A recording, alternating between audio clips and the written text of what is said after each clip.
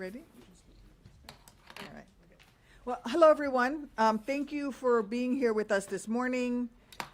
We're coming up on the 2-year anniversary of when Donald Trump made the promise, and I quote exactly, he said, "Under the Trump administration, your government will pay for, or your insurance company will be mandated to pay for, all costs associated with IVF treatment," end quote.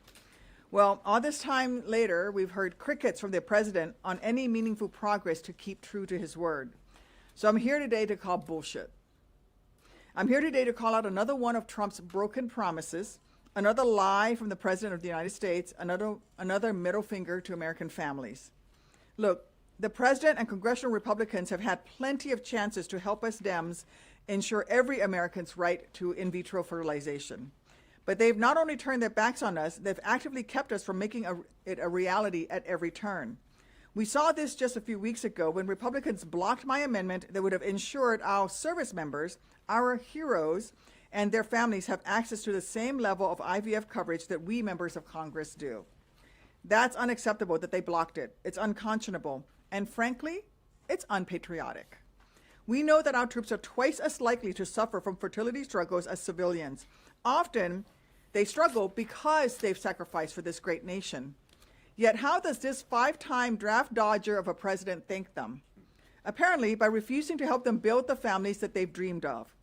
The thing is, I don't need to imagine what those service members are feeling right now because I've lived it. This morning, I got to argue with my daughters about what to pack for sleepaway camp.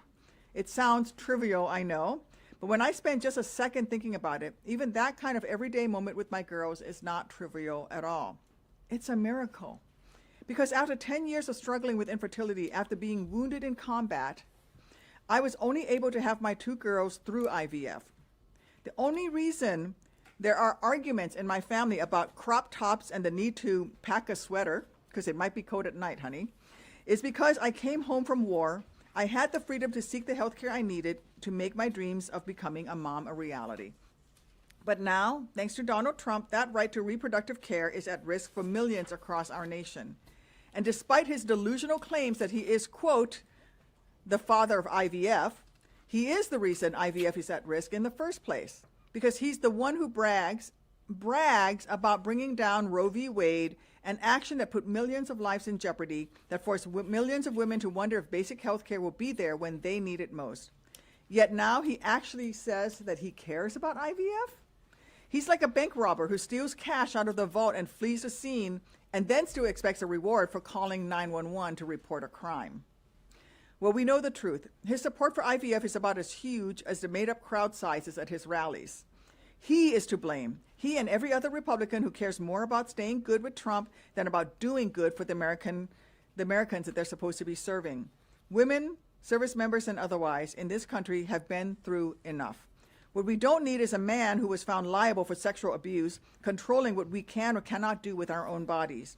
What we don't need are politicians who have sworn fealty to a convicted felon, treating us like we're the ones who are criminals. Listen, I wish Republicans luck explaining Trump's broken promises to their constituents this summer.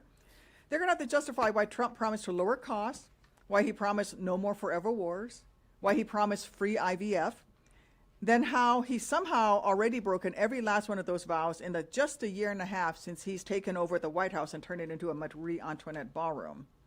And I'm sure along the way, some of those Republicans are going to run to the nearest camera to claim that their actions have simply been misunderstood, that they love IVF, just like the Democrats, despite all their actions to the contrary. Well, so to those colleagues, we're giving you yet another chance to prove that you actually do care about American families. Today, we are proud to reintroduce our Right to IVF Act, which would enshrine into law every American's right to access IVF if they choose to do so. We're not forcing it on them. We're just saying if you want to start IVF because you want to start a family, you have the right to access it. It will lower costs and it will expand coverage for military families and federal employees. It will help ensure that hopeful parents don't go bankrupt when they're just trying to start a family. It will make sure that we don't lose service members after 10 years of service and hundreds of thousands of dollars of training them because they are denied the right to access IVF and decide that they have to leave the service in order to start those families. So if Trump actually believes he's the father of IVF, or if my Republican colleagues actually support IVF like they say they do when they're on cable news, then this bill is a chance to prove that their claims aren't just lies. Because I went to war to defend this nation's rights and freedoms, including a woman's right to choose when and where and how to start a family. I'm not asking Republicans to head into combat to show they care deeply about Americans' rights too. I'm not asking them to do anything difficult at all, really. All I'm asking them to do is simply support this bill that could represent millions of their constituents' only hope of becoming parents. And all I'm asking is for the actions to finally match their campaign promises. Otherwise, once again, all they're showing is that their claims of supporting IVF are pure and utter bullshit. Thank you. And with that, I'm going to hand it over to Leader Schumer.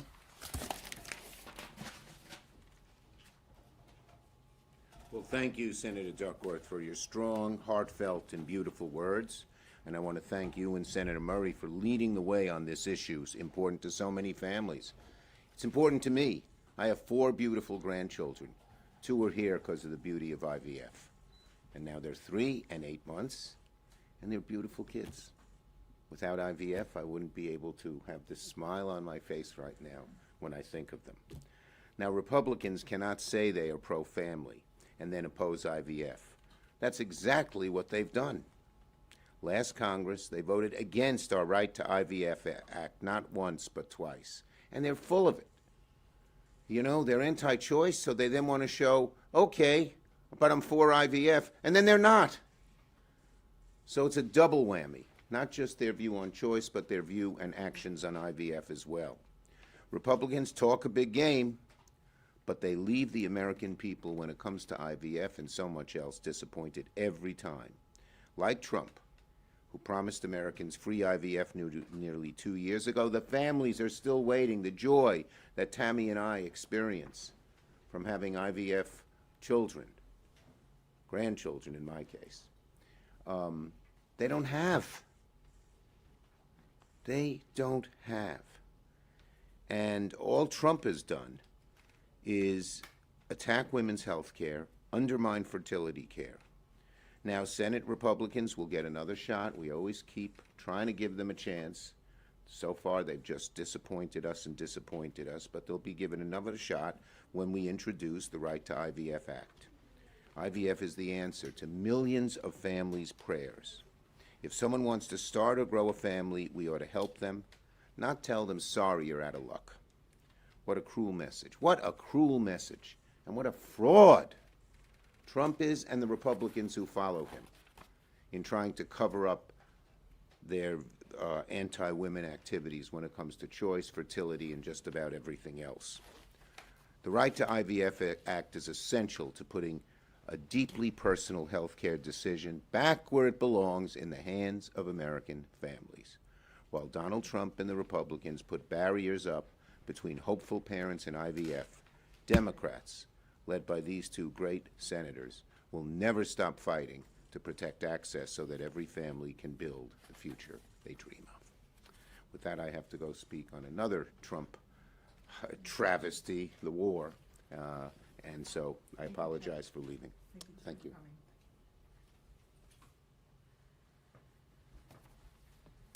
Well, thank you so much. We are here today to talk about a bill that makes life easier for families going through IVF and dealing with infertility. We all recognize how difficult and painful that process can be for families. But I want to talk specifically about one piece of the bill that I've pushed for literally over a decade, making sure that our veterans and service members can access and afford the IVF services they need to build their families, especially service members who were injured during their service, as Tammy knows so well. You tell me what American doesn't believe we should offer IVF to the families who sacrificed for this country. This bill feels like common sense. It sounds like something that Donald Trump, who promised to make IVF free, would support. But Republicans who talk a big game about being pro-family don't actually support IVF. That is why they have blocked this bill before, along with others like it. In fact, at the Texas Republican Party convention a few months ago, they said that IVF is about freezing babies, and that, quote, IVF is wicked and needs to be abolished. That was literally what they said before Texas Republicans made banning IVF a part of their official party platform. If you don't think the Republican lawmakers in this building are going to take those extremist activists seriously, I've got a bridge to sell you. Newsflash, the Speaker of the House believes an embryo should have the same rights as an adult woman with children who count on her. When I shouted about Republicans appointing judges who would overturn Roe, a lot of the media brushed it off then as unserious and fear-mongering. So my message here to America's pro-choice, pro-IVF majority is to wake up. Trump does not care about IVF. He broke that promise. And even worse than Trump's indifference to IVF is that he is willing to let this Republican Congress attack your reproductive rights in every way possible.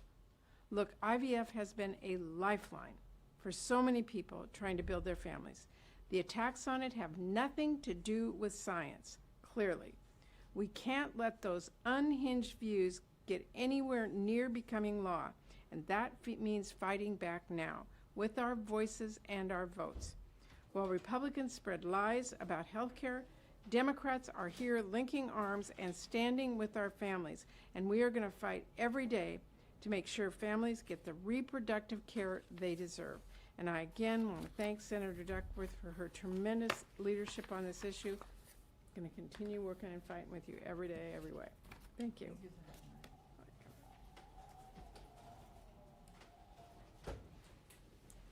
Happy to take any questions. Yeah. Trump did lower the cost of IVF drugs. How much of a cost difference is there between what your bill would offer and what people already have available to them via Trump RX and the cheaper drugs? Well, the problem is they don't always have access to those drugs, and that's the issue. My bill creates a statutory right to seek IVF care. And that will bring the cost of the drugs down because there'll be more Americans who can afford to get that care. It also would allow service members to have access to IVF care as well. You can't say that you're lowering the fertility drug cost, but then ban the procedure in these states and support the banning of these procedures. And so, that's really very much a red herring. Thank you. Anybody else? Okay. Thank you so much. Thanks for coming.